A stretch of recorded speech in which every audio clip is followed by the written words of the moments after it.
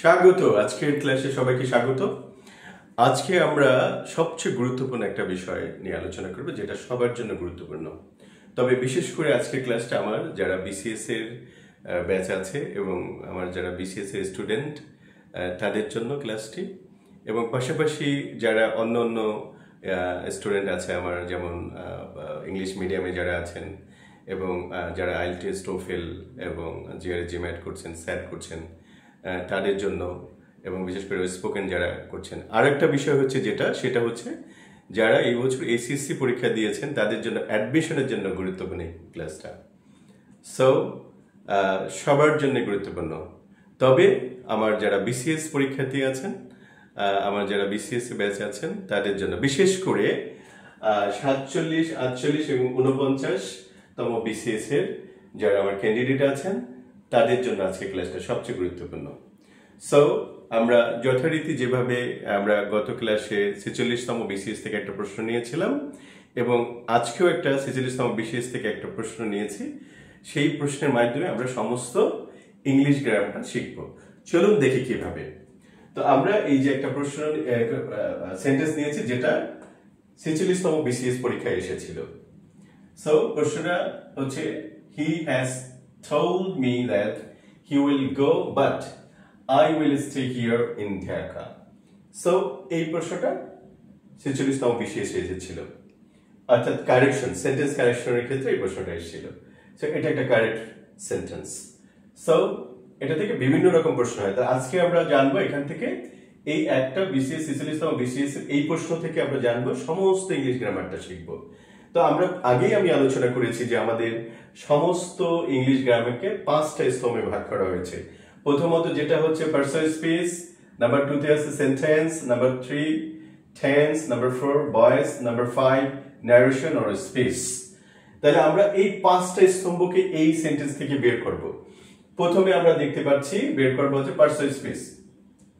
তাহলে দেখা যাচ্ছে এই সেন্টেন্সের হি হচ্ছে প্রোনাউন, হ্যাজ হচ্ছে অক্সিলারি ভার্ব, told হচ্ছে মেইন ভার্ব, me হচ্ছে প্রোনাউন, that হচ্ছে কনজাংশন, he হচ্ছে প্রোনাউন, will হচ্ছে মডেল অক্সিলারি ভার্ব, go হচ্ছে main verb, but is conjunction, I is pronoun, will is model auxiliary verb, stay is the main verb, here is adverb, in is preposition, Dhaka is noun.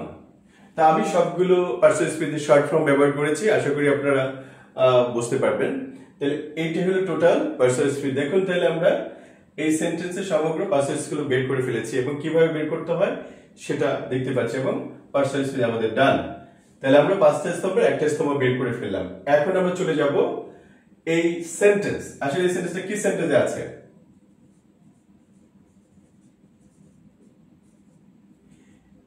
এটা একটা গঠন অনুসারে এই sentence আছে complex compound sentence. এখন আপনারা বলবেন sir এটা কি সেন্টেন্স? কমপ্লেক্স কম্পাউন্ড সেন্টেন্স আমরা তো শুনেছি শুধুমাত্র সিম্পল কমপ্লেক্স কম্পাউন্ড সেন্টেন্স। হ্যাঁ, আপনি যেটা শুনেছেন করেছেন, আসলে এছাড়াও আরেকটা সেন্টেন্স আছে সেটা কমপ্লেক্স কম্পাউন্ড।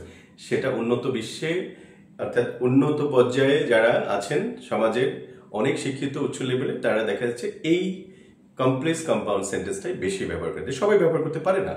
যাদের কোয়ালিটি ভালো আছে, তারা উচ্চ পর্যায়ে আছে, তারা বা প্রকৃত শিক্ষিত উচ্চ শিক্ষিত আছে, এবং হাই সোসাইটি যারা খুবই হাই এডুকেটেড মিনস যে রিয়েল হাই এডুকেটেড যারা আছেন তারা কিন্তু এটা ব্যবহার করে। বিশেষ করে আপনারাও যারা বিসিএস আমার পরীক্ষার্থী আছে, যারা রিটেনে ভালো নাম্বার পাওয়ার জন্য আপনাকে কমপ্লেক্স কম্পাউন্ড ইউজ করতে হবে, এবং আইএলটিএস টোফেল জিআরই জিম্যাট এইসব কোর্সগুলোতে যদি আপনি ভালো নাম্বার পেতে চান তাহলে কমপ্লেক্স কম্পাউন্ড আপনারা ইউজ করতে হবে। তো কমপ্লেক্স কম্পাউন্ড হচ্ছে আর একটা প্রকার, অর্থাৎ আমরা বলতে পারি গঠন হচ্ছে 4 প্রকার সেন্টেন্স, তার মধ্যে সবচেয়ে অন্যতম হচ্ছে কমপ্লেক্স কম্পাউন্ড সেন্টেন্স। তো সেটাই এটা যে কমপ্লেক্স কম্পাউন্ড সেন্টেন্সটা, এবং বিসিএস পরীক্ষায় দেখেন এই প্রশ্নটা এসছে। তাই দেখেন যে বড় বড় প্রশ্নগুলি বিসিএস পরীক্ষাতে বা বড় বড় পর্যায়ের পরীক্ষাগুলোতে আসে। তো আমরা জেনে গেলাম যে কমপ্লেক্স কম্পাউন্ড একটা সবচেয়ে গুরুত্বপূর্ণ সেন্টেন্স, এটা শিখতে হবে এবং এটা শেখা খুবই সহজ। এরপর আমরা চলে যাচ্ছি, যেহেতু এটা একটা কমপ্লেক্স কম্পাউন্ড সেন্টেন্স,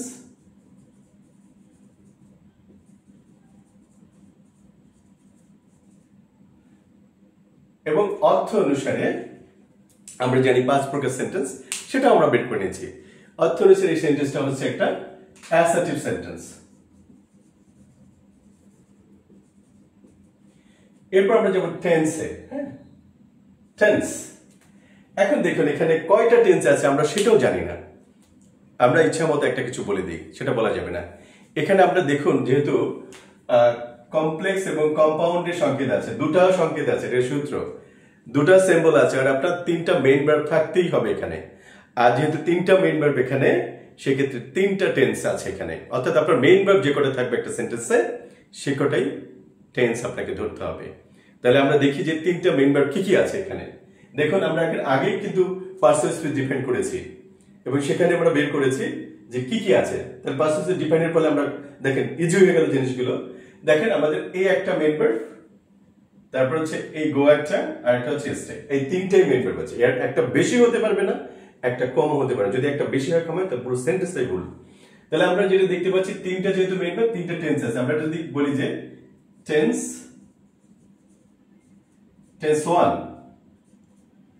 1 আমরা দেখতেছি এটা প্রেজেন্ট পারফেক্ট টেন্স,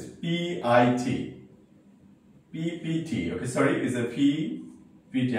আমি শর্ট করে লিখছি, দেখুন এটা বোঝা উচিত আপনাদের। স্মার্ট ভাবে শিখতে হলে বা স্মার্ট যুগে যেহেতু আপনারা আছেন এখন, আপনাকে স্মার্টলি সবকিছু প্রেজেন্ট করতে হবে, এটা বুঝতে হবে, অ্যাব্রিভিয়েশনটা বুঝতেই হবে আপনাদের ভালো করে। যাই হোক এখানে আমরা দিই পিপিটি প্রেজেন্ট পারফেক্ট টেন্স। এরপর টেন্স 2 যেটা আছে ফিউচার ইনডিফিনিট টেন্স, এফআইটি। এবং টেন্স 3 যেটা আছে সেটাও ফিউচার ইনডিফিনিট। আমরা তো জানি সবাই, আচ্ছা যেখানে উইল আছে তারপর ভার্ব আছে, ফিউচার ইনডিফিনিট টেন্স, এফআইটি। দেখুন 3টে ছিল আমরা পেয়ে গেলাম। একটা বাক্যের নারী নক্ষত্র সবই আপনি জানতে পারবেন এভাবে, এবং খুব ইজি। এই সিস্টেমে আসতে হবে আপনাদের। শুধু শুধু এইখানে ওইখানে যে এত ছোট ছোট জিনিস নিয়ে হ্যাঁ এত সময় এত কিছু ব্যয় করেন না, খুবই বিরক্ত লাগে। আপনারা সিস্টেমেটিক ওয়েগুলো বোঝেন। অর্থাৎ একটা সেন্টেন্স শব্দের সমস্ত কিছু জানতে থেকে হাজার হাজার প্রশ্ন করা হয় বিসিএস এ। এই একটা প্রশ্ন থেকে দেখেন অনেক রকমের প্রশ্ন হতে পারে, অনেক রকম প্রশ্ন হবে আপনার সিম্পল এভাবে বিসিএস এ। বিষয়তে এটা কারেকশন আসছে, এখন কারেকশন আপনি কিভাবে বুঝবেন? আপনি টোটাল জিনিস যদি 5টা স্তম্ভ না জানেন ভালো করে, আপনি পারবেন না। আপনি যত চেষ্টা করেন আপনি সময়ও পাবেন না, সময় চলে যাবে, কি হচ্ছে। সো দেখুন এভাবে কি সমস্ত কিছু চলে আসতেছে, সমস্ত বিষয় অটোমেটিক্যালি। তাহলে আমরা দেখেন টেন্স হচ্ছে 3টা টেন্স পেয়ে গেলাম এখানে। কিভাবে? এই সূত্রের মতোই অটোমেটিক্যালি আপনাকে সমস্ত ইনফরমেশন দিতে বাধ্য, যদি এটা থাকেন, মানে এই আপনার সিস্টেম, আপনার পদ্ধতি আপনাকে সমস্ত ইনফরমেশন দিতে বাধ্য। লেটস সি, এরপর চলে যাও আমরা ভয়েস। তাহলে যেহেতু এখানে 3টা মেইন ভার্ব আছে, ভয়েস এখানে 3টা আছে, অর্থাৎ আপনার যে কটা মেইন ভার্ব থাকবে সে কটাই আপনার ভয়েস এবং টেন্স।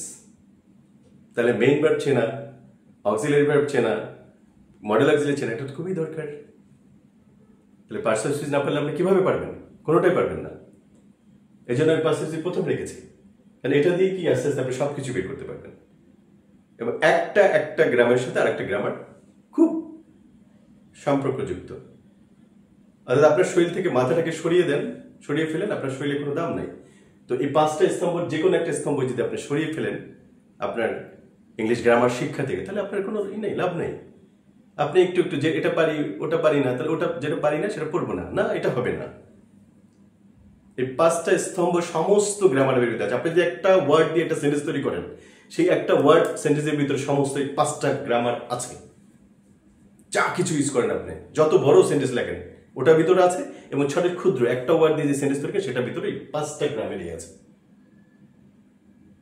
তো চলুন আমরা দেখি এখানে প্যাসিভ ভয়েস যেটা আমরা দেখতে পাচ্ছি, সরি ভয়েস, এটা 4 নম্বরে। তাহলে কি কয়টা ভয়েস আছে এখানে? 3টা ভয়েস আছে।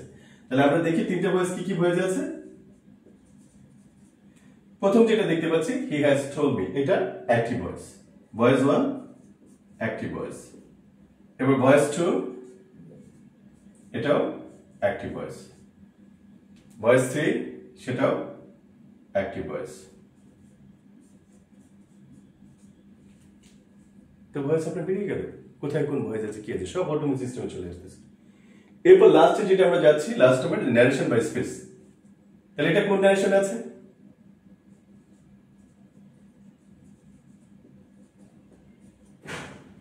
এটা একটা ইনডাইরেক্ট ন্যারেশন আছে, অর্থাৎ আইডিএন, আমরা সংক্ষেপে আইডিএন বলতে পারি, আইডিএন, অর্থাৎ এটা একটা ইনডাইরেক্ট ন্যারেশন আছে। ন্যারেশন আমরা জানি দু প্রকার, ডিরেক্ট আর ইনডাইরেক্ট। অর্থাৎ ন্যারেশনের আরেকটা নাম হচ্ছে স্পিচ। আপনার কেউ স্পিচ বলে, কেউ ন্যারেশন বলে, যেভাবে বলে দেন, অর্থাৎ জিনিস একই, নাম রাখছে অনেকগুলো, ঠিক আছে? ওই যে আছে না কিছু বাবা মা ছেলের নাম রাখছে বাদশাহ, খলিফা, কিন্তু ছেলে কি করে? ছেলে দেখা যাচ্ছে যে রাস্তায় ভিক্ষা করে, নাম রেখে দিচ্ছে বাদশাহ, খলিফা, হ্যাঁ অনেক নাম, কিন্তু জিনিস তো একটাই। এছাড়া আমাদের তো এরকমই বিভিন্ন নাম, কিন্তু জিনিস কিন্তু একই।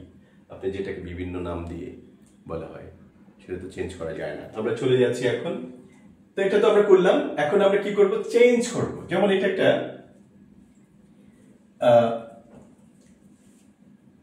ইনডিরেক্ট ন্যারেশন আছে, তাই আমরা সেটা কিভাবে ডিরেক্ট ন্যারেশন করব, তো সেটা আগে করি। তাহলে আমরা চলে যাই এটা ডি এন্ড করার জন্য। ডি মানে ডিরেক্ট ন্যারেশন, এটা ইনডিরেক্ট আছে, এটা আমরা কিভাবে ডিরেক্ট আনবো? দেখেন আপনাকে এটাকে ডিরেক্ট এনে দিয়ে কি আপনার বিসিএস এর প্রশ্ন করে দিতে পারে, যেতে পারে এটা ডিরেক্ট ন্যারেশনটা কি। বিসিএস এ যেতে পারে যে এটার প্যাসিভ ভয়েসটা কি। বিসিএস এ যেতে পারে যে এখানে কতগুলো কানেক্টর আছে, কতগুলো ভার্ব আছে, অনেক প্রশ্ন করতে পারে। একটা আন্ডারলাইন করে দিয়ে দিল যে এটা কি, ফ্রেজ না ক্লোজ। হ্যাঁ, প্রশ্ন শেষ নাই। অর্থাৎ এখান থেকে আপনার এই যে যেটা বের করছি এর ভিতরে প্রশ্ন হবে, এবং সেখানে যদি আপনি জেনে রেডি থাকেন, আপনার কিন্তু কেউ প্রশ্ন করে কি পরাজিত করার মতো ক্ষমতা কেউ রাখে না। পৃথিবীতে এমন কেউ নাই প্রশ্ন করে আপনাকে, আপনি যদি জানেন প্রপার হতে। কারণ সে প্রশ্ন কোথা থেকে করবে? ইংলিশের নিয়মের বাইরে কি কেউ কারো ক্ষমতা আছে কিছু করার? অসম্ভব, কারো ক্ষমতা নেই।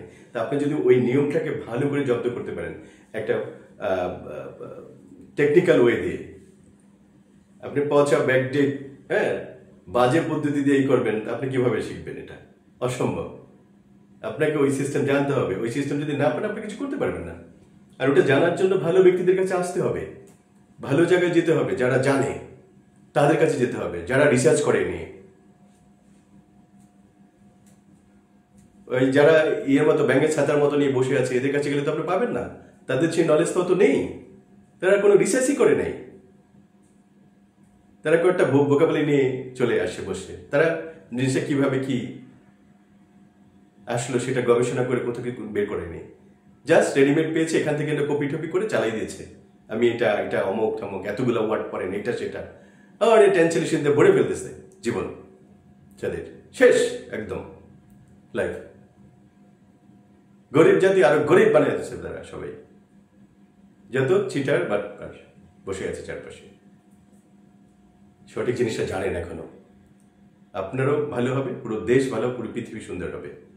এত সময় ব্যয় করার কোনো প্রশ্নই ওঠে না ইংলিশ শেখার জন্য। প্রচুর সময় ব্যয় করছেন, পরিশ্রম করছেন হিউজ, বাট কিন্তু ফলাফল সেই তুলনায় কিছুই না। চলো আবার দেখি, তাহলে আমরা এটাকে কি করবো? ডিরেক্ট করবো। তাহলে আমরা এটা বলতে পারি, he has said to me, comma inverted comma. দেখেন তাহলে আমরা সিএসসি said to me এটা ইনভার্ট কমা এনেছি। তাহলে এখানে আমরা যেটা দেখতে পাচ্ছি, এই যে হিটা, হির জায়গায় কি হয়ে যাবে? দেখেন এখানে হি ছিল, এটা সাবজেক্টিভ ফর্ম। তো সাবজেক্ট যেহেতু আছে, আমরা জানি যে এখানে আই হবে। এখন আই কি হবে সেটা দেখেন সিস্টেমে আমার বইতে সুন্দরভাবে আছে লেখা। আমরা জানি সাধারণত 9টা ওয়ার্ডই ন্যারেশনের ওয়ার্ড। এই 9টা ওয়ার্ড জানলেই হয়ে যাচ্ছে। I me my, we R our, you you your. তাহলে আই মি মাই, এই সাবজেক্ট যেটা, যেহেতু এখানে এটা একটা সাবজেক্ট ছিল, তাই এখানে সাবজেক্ট আই হয়ে যাবে। এখন এখানে অবজেক্টকে যে অনুসরণ করবে সেখানে অবজেক্ট হবে। দেখুন আমরা কিভাবে পাবো। এই যে মি অবজেক্ট আছে, তাহলে অবজেক্ট হচ্ছে 3টা ওয়ার্ড, ইউ ইউ ইউর, আর সাবজেক্ট হচ্ছে I me my, we R our, এই 6টা word.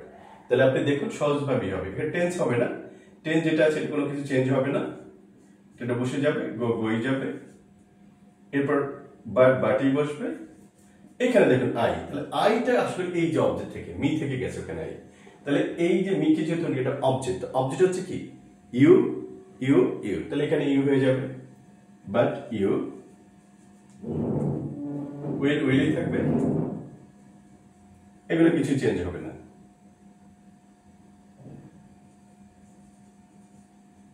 Stay here in Dhaka. Invite comma শেষ হয়ে গেল ডিক্লারেশনটা। অর্থাৎ আমাদের ডিক্লারেশন এটা হয়ে গেল, অতি সহজ। আপনি 9টা ওয়ার্ড মনে রাখলে ন্যাশন, পৃথিবীর সমস্ত ন্যাশন সোজা। এবং আমার যে 30 পেজের একটা বই আছে, সেই বইটা থাকলে আর ইংলিশ নিয়ে আপনার কোনো টেনশন করতে হবে না। একবার একটু বিশ্বাস করেন। সবাই আশা করি যারা আমার স্টুডেন্ট না, বিসিএস এ যারা আমার স্টুডেন্ট, তারা তো জানেই, তারা তো আমাকে মানে দেবতার মতো ইয়ে করছে এবং প্রচুর বিসিএস ক্যাডার করছে আমার এই থেকে। ইংলিশের সুপার রেজাল্ট, ভালো রেজাল্ট করছে সবাই, বাট কিছু কিছু ক্ষেত্রে অন্যান্য সাবজেক্টে ছাড়া গুলিয়ে উঠতে পারছে না। কারণ মাঝে মাঝে আমার বিসিএস স্টুডেন্ট বলে, স্যার আপনি আমাকে একটু ম্যাথমেটিক্সটা পড়ান, অন্যান্য কিছু পড়ান। তা আমি তো হাসি যে আমি তো আসলে ও ব্যাপারে এক্সপার্ট না, আমি যেটা এক্সপার্ট সেটা আমি দিচ্ছি, আউটপুট দিচ্ছি। বলে যে স্যার আপনারটা তো সুপার করতেছি, ভালো করছি, কিন্তু রেজাল্টটা অন অ্যাভারেজ ভালো করার জন্য এটা করতে হবে। তো তারা ইংলিশে তাদের টেনশন নেই, কিন্তু যারা আমার স্টুডেন্ট না, যারা আমাকে, তাদের জন্য বলছি আসলে তারা বিশ্বাসই করে না, অদ্ভুত। এবং আমার স্টুডেন্ট যারা যারা আছে তারা এদেরকে বলে, যে বলার পরে তারা বিশ্বাস, তারা বলে যে এতটুকু বই দিয়ে কিভাবে সম্ভব, অথচ তারা এই এতটুকু বই দিয়ে বিসিএস ক্যাডার করছে, বড় বড় দেশের বাইরে যাচ্ছে, বিভিন্ন বিভিন্ন জায়গায় নিজেদেরকে ভালোভাবে এস্টাবলিশ করছে। আরে বিশ্বাসই নেই, অদ্ভুত। এত এত খেয়েছে তারা, মানে দূষিত জিনিস খেয়ে খেয়ে বিশুদ্ধ জিনিসটাকে তারা চিনতে না, যে পৃথিবীটা যে কত পরিবর্তন হয়েছে, কত কিছু চেঞ্জ হয়েছে, শিক্ষার পদ্ধতিতেও তো চেঞ্জ হয়েছে, সেটা বিশ্বাসই করে না তারা। যে ছোট একটা বই দিয়ে সমগ্র বইকে কি হজম করে ফেলছে আমার স্টুডেন্টরা, যে শত শত বই, ওই বইয়ের কাছে কিছু না।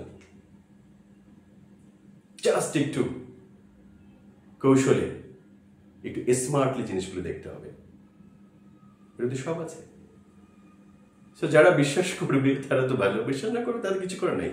কিন্তু আমাদের যে উদ্দেশ্য, আমরা নীরবে যেভাবে কাজ করে যাচ্ছি, আমার স্টুডেন্টরা নীরবে কাজ করে যাচ্ছে, আমার যারা স্টাফ আছে, যারা কর্মকর্তা আছে, কর্মচারী আছে, তারা কিন্তু সবাই কাজ করে যাচ্ছে নীরবে। আমি বলছি কোনো কিছুই দরকার নেই, সঠিক জিনিসটাকে বলতে হবে মানুষকে। যদি মানুষ নিলে নিল, না নিলে না নিল, আমাদের দায়িত্ব। ওরা তো বলতে পারবে না পরে যে কেন আমাদের সচেতন করেন নাই। ঠিক আছে, আমরা আমার দায়ভার থেকে আমরা মুক্ত, আমরা নীরবে কাজ করে যাচ্ছি এবং নীরবে পুরো পৃথিবীকে চেঞ্জ করার চেষ্টা করছি। পুরো পৃথিবীর ইংলিশ শেখার পদ্ধতি চেঞ্জ করতে যাচ্ছি আমরা। হয়তো অনেকেই শুনে খুব হাসবে, হাসেন, এগুলো হাসি। পৃথিবীর যত বড় সায়েন্টিস্ট বা বড় বড় ব্যক্তিরা যারাই আছে, তাদের কথা শুনে হেসেছি, গাধারা হেসেছে। যেগুলো গাধা এবং বদ্ধ পাগল সেগুলো, এবং তাদেরকে বলতো পাগল, মেধাবী লোকদেরকে বলতো পাগল। কিন্তু যারা যেটা বলে গাধা, তারা হচ্ছে বড় বদ্ধ পাগল। এদের জন্য পৃথিবীটা অনেক সমস্যা, পৃথিবীর অনেক প্রবলেম হচ্ছে।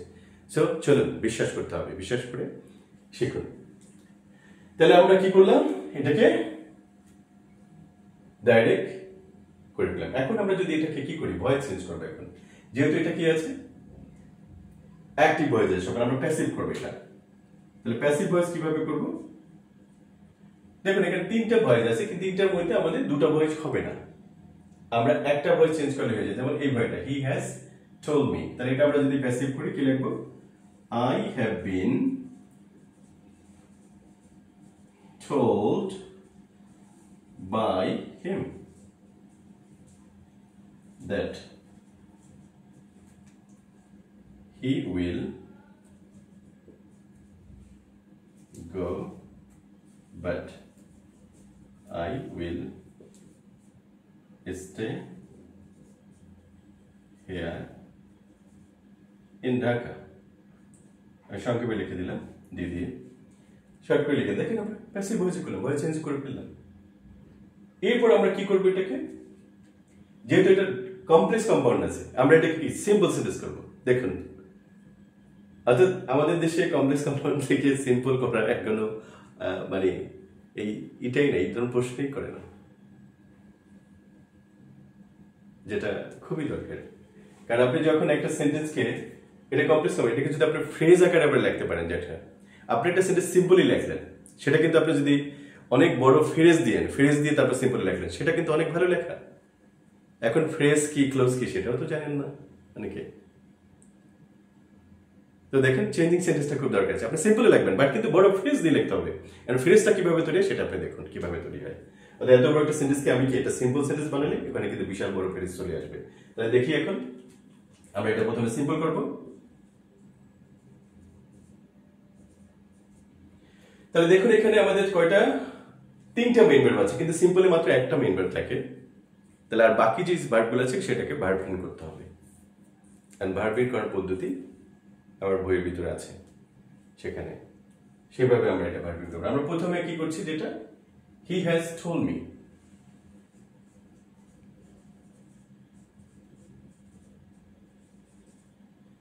এরপর আমরা কি করবো, এই যে দ্যাট এটা কমপ্লেক্স এখানে এটা উঠিয়ে দেবো। যেহেতু আমরা সিম্পল সেন্টেন্স করছি, সেক্ষেত্রে আমরা কমপ্লেক্স এগুলো রাখতে পারবো না, কম্পাউন্ডে এটাও রাখতে পারবো না। তাই সেক্ষেত্রে আমরা কি দিই, টোল্ড মি, হি এবং উইল। আমরা শুধু কি করবো, he has told me to go,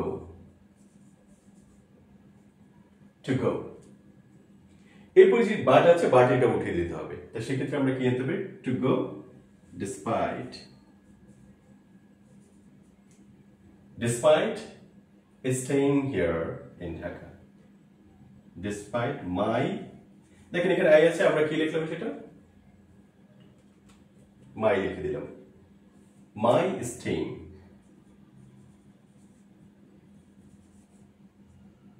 here in Dhaka।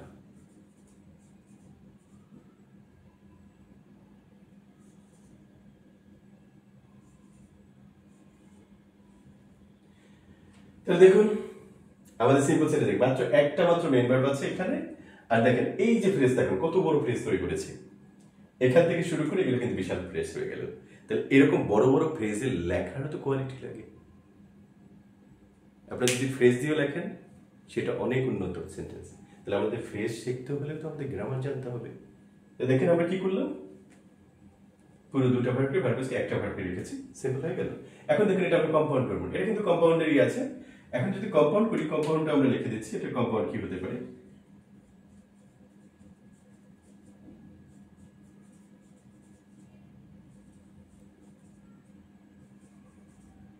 দেখুন এখানে আমরা যেটা আছে হি হ্যাজ টোল্ড মি, হ্যাঁ দ্যাট এবং কমপ্লেক্স এটা উঠিয়ে দিলে হলো। তাহলে কি আছে, to go, but I stay here in Dhaka।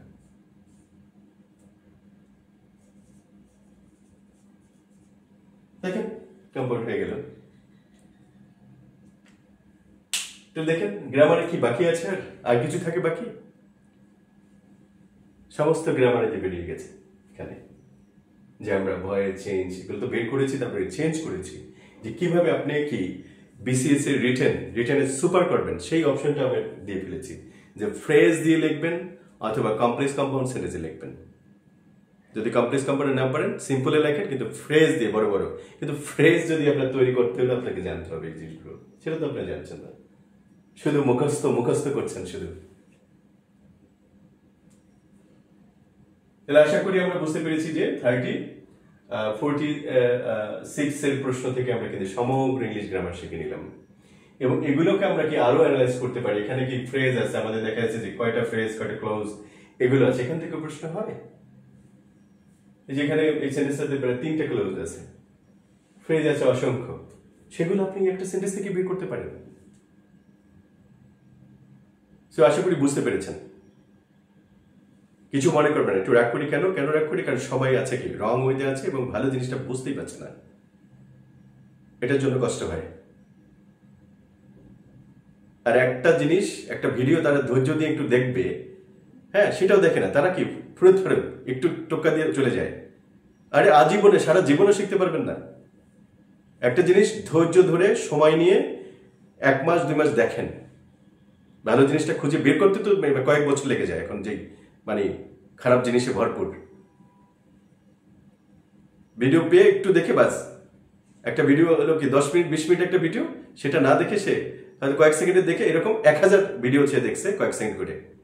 অর্থাৎ আপনার যেই সময় যাচ্ছে সেই সময়গুলো কি 100 গুণ 200 গুণ 1000 গুণ বেশি সময় আপনার নষ্ট হয়ে যাচ্ছে।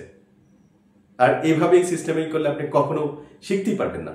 ধৈর্য ধরে একটা জিনিসকে সিরিয়াল মেনটেন করে এবং নিয়ে একটা মানে কি বলে ওটাকে রেগুলেশন মেনটেন করতে হবে। তো আশা করি বুঝতে পেরেছেন। ধন্যবাদ।